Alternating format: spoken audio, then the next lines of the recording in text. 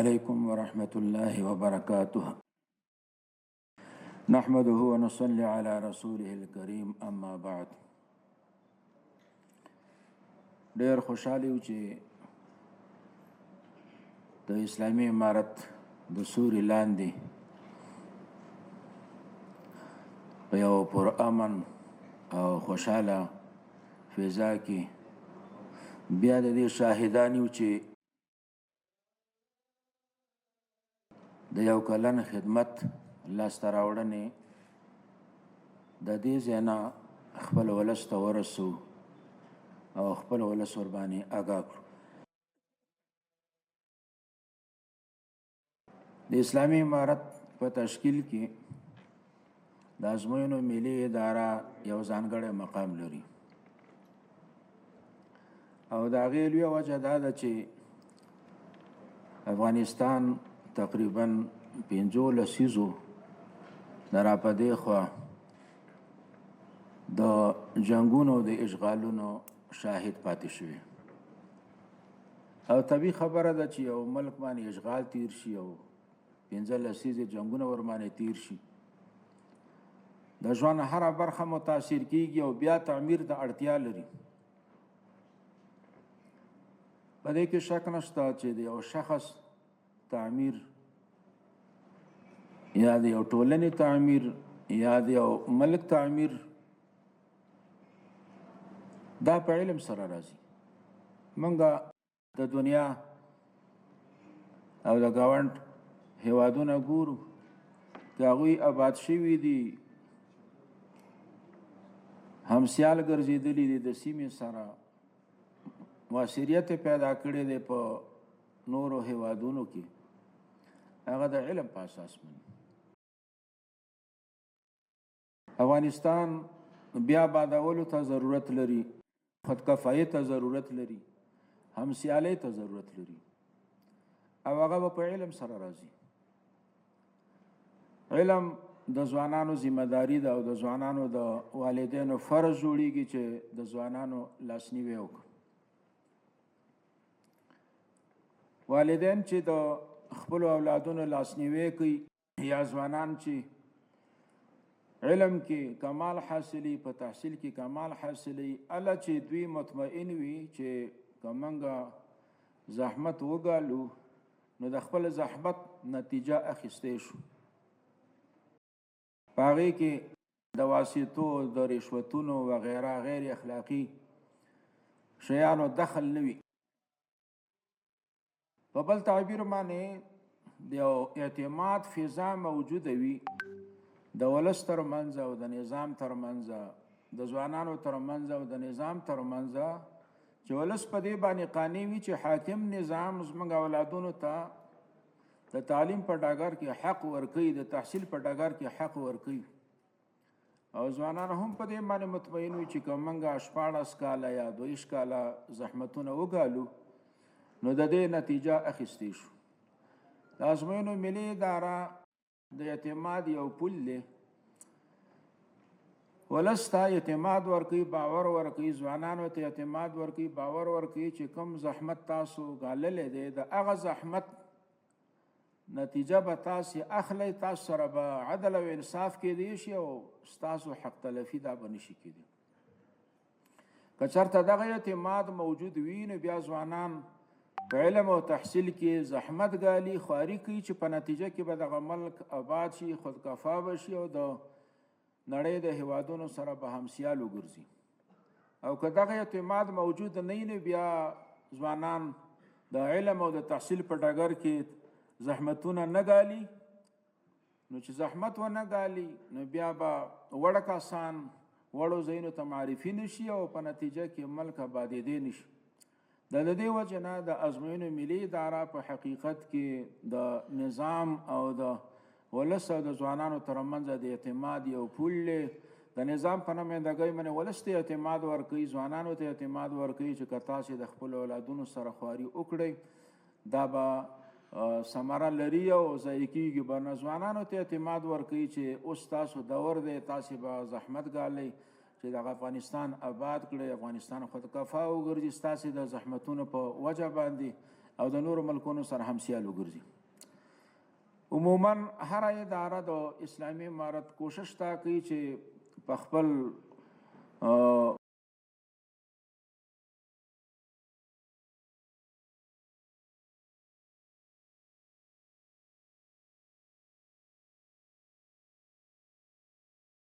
اعتماد ورکوي چې اوس تاسو دور دی، تاسې به زحمت ګالئ چې دغه افغانستان آباد کړئ، افغانستان خودکفا وګرځي، ستاسې د زحمتونو په وجه باندې او د نورو ملکونو سره همسیال وګرځي. عموما هر اداره د اسلامي امارت کوشش تا کوي چې په خپل میدان کې سهولتونه رامنځته کړي او ښې لاسته راوړنې ولري. چونکې زموږ د ازموینو د ملي ادارې اصلي ذمهداري د ازموینو اخیستل دي او ځوانانو ته سهولتونه برابرول دي چې هغوی جرأت پیدا کړه او راشي ازموینه ورکړه او د دې په توسط باندې بیا وړ کسان وړو ځایونو ته مناسبو ځایونو ته معرفي شي. که چېرته نااهله کسان معرفي شي نو بیا هم وطن نه آبادېږي. چې وړ کسان مناسبو ځایونو ته معرفي شي نو بیا به د وطن د آبادۍ امید پیدا کېږي.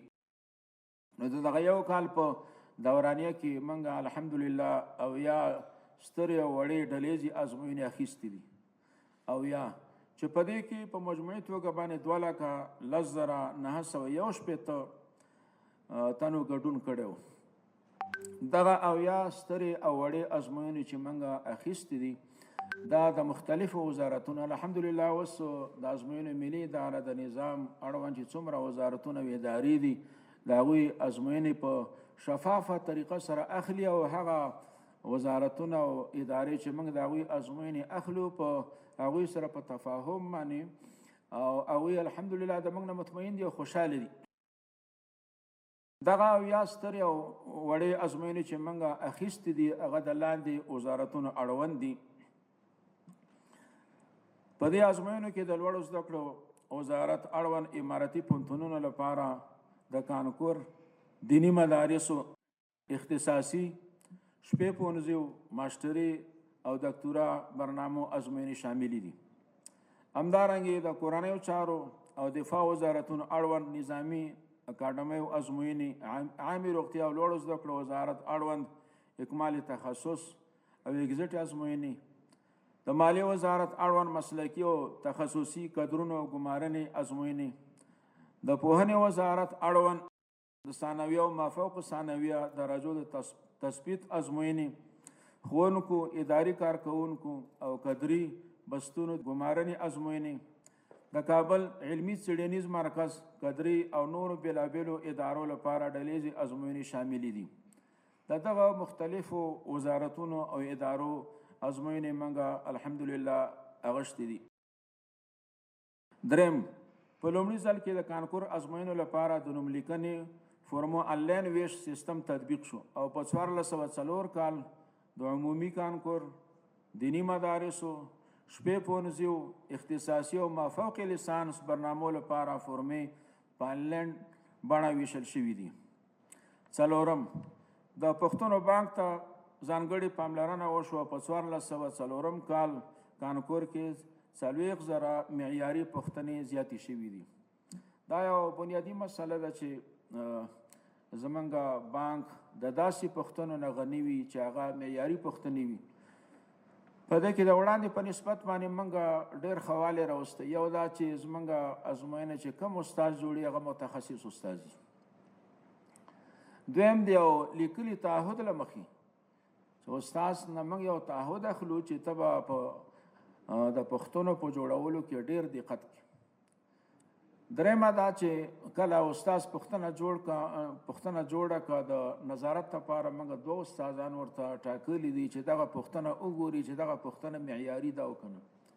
که چېرته معیاري نه وي نو بیا د استاد سره خبره کوي او استاد له قناعت ورکوي او پوښتنه معیاري برابري.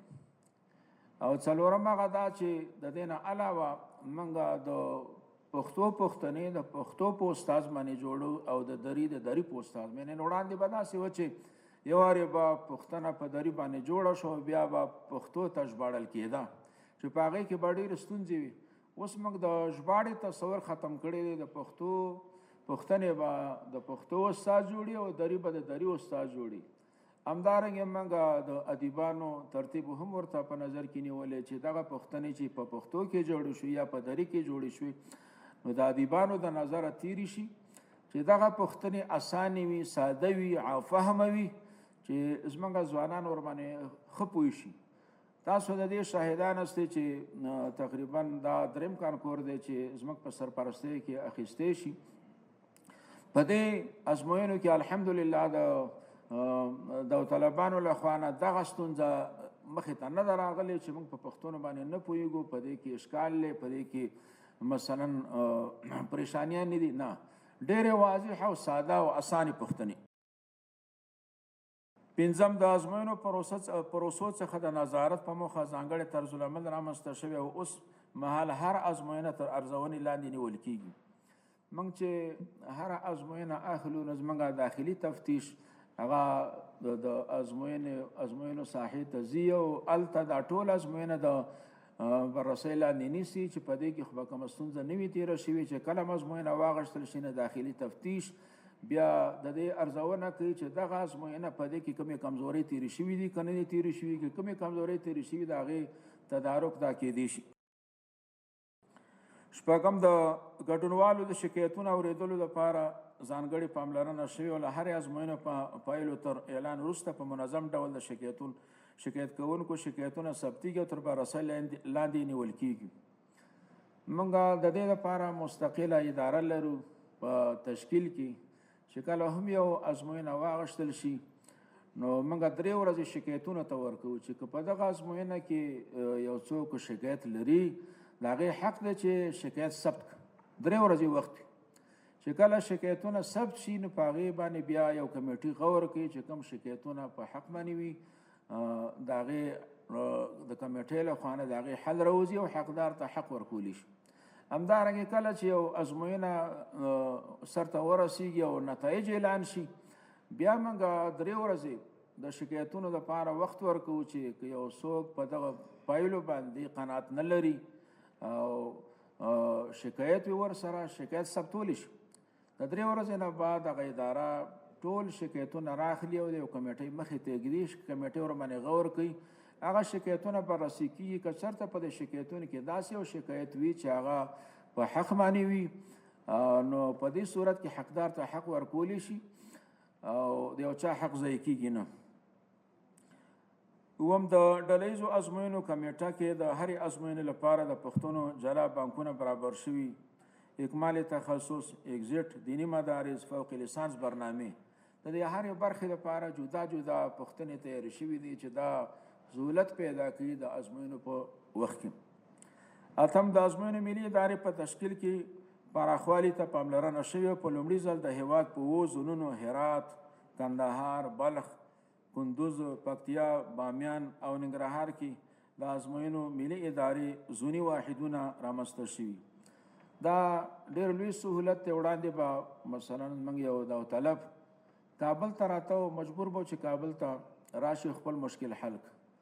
الحمدلله په تیر کال کې یو دا لاسته راوړنه وه چې په دې 7 ځایونو کې زموږ نمایندګیانې رامنځته شوې او داوطلبان چې څومره دي د خپل زون د لارې خپل مشکل حل کوي. دې ته ضرورت نه لري چې کابل ته راشي، نو هم وخت بچت شي داوطلب ته او هم اقتصادي لحاظ سره هغه ته ښه پرېوځي. ورسره هم زمانو سهولت دا هم دی چې د دغه سهولت په نتیجه کې سږ کال الحمدلله زموږ په ګډونوالو کې هم زیاتوالی راغلی د تیر کال په نسبت باندې، ځکه چې سږ کال سهولتونه مخې ته راغله او دغه سهولتونو نه یو سهولت دا دی چې په زون کې زوني واحد پیدا شو، داوطلبانو ته سهولت مخې ته راغی. نه هم د ګډونوالو لپاره د اسانتیا په موخه 1404 کال کې په نورستان ولایت کې د ختیځ نورستان او لویدیځ نورستان لپاره هم د ازموینو حوزې رامنځته شوي او په 1415 کال کې به د بدخشان په واخان کې هم د ازموینو حوزه رامنځته شي.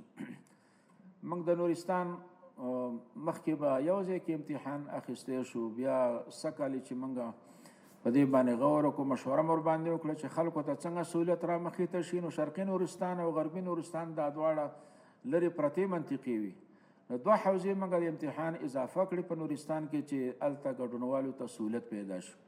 همدارنګه سږکال یې موږ دا فیصله هم وکړه چې راتلونکي کال کې به په واخان کې هم د ازموینو حوزه اضافه کیږي، ځکه هغه هم داسې لرې پرته منطقه ده. په هر تقدیر زموږ کوشش دا دی چې موږ ځوانانو ته څنګه حوصله ورکړو چې ځوانان تعلیم ته راشي. په دې کې شک نشته چې افغانستان کې مشکلات ډېر دي، اقتصادي مشکلات دي، نور ستونزې هم افغانان لري، خو د هغه ټولو ستونزو باوجود الحمدلله افغانان د تعلیم پرواره خلق دي، د تعلیم شوقیان دي، د تحصیل شوقیان دي. سږکال زموږ تقریبا د تیر کال په نسبت باندې د داوطلبانو تعداد زیات و. دا د دې خبرې دلیل دی چې افغانان د علم سره د تحصیل سره علاقه، شوق او رغبت لري. په دغه خاطر باندې موږ هم انتهایی زیات کوشش کوو چې موږ ځوانانو ته څنګه سهولتونه برابر کړو. که یو مریض وي نو هم ورته سهولت برابرو، هلته په ګاډي کې ورته سهولت برابرو چې دی هلته ډاکټر ورته ناست وي، خو هغه ته د ازموینو سهولت برابرو چې دی محرومه نشي. دارنګه کې یو سړی بل عذر ولري، دغه عذر په اساس باندې هم درته موږ سهولت برابرو. نو هدف د دې ادارې دا دی چې څنګه ځوانان تشویق شي، علمي میدان ته راشي او مایوسه نشي. وړاندې به چې کوم پریشانۍ وي د کانکور په ازموینه کې په ځانګړې توګه باندې تاسو د دې شاهدان یاستئ چې الحمدلله هغه پریشانۍ نشته.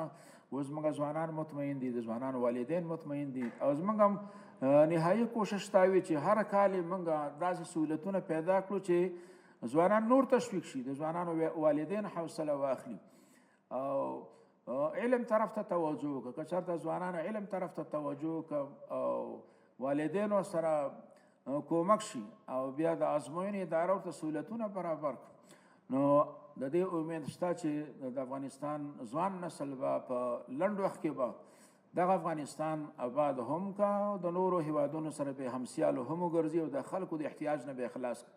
او په دې باندې موږ پوهیږو چې د دې وطن آبادي په علم سره راځي، او دغه وطن چې افغانان آباد نه کړي بل څوک یې نشي آبادولی، او دغه وطن که آبادیږي همدغه زموږ ځوانان به آبادي. دا زموږ آینده ده، آینده ده د افغانستان آینده ده دغه ځوانانو په لاس کې ده. نو زموږ شپې او ورځې دغه کوشش وي چې موږ د ازموینو په ډګر کې څنګه ځوانانو ته داسې سهولتونه برابر کړو چې ډېر په آرام، خوشدلۍ، حوصلې او رغبت سره ازموینه ورکړه او خوشحاله وي. دا هغه مختصر لاسته راوړنې چې ما د هغې وضاحت وکړ. آخر دعوانا الحمدلله رب العالمین.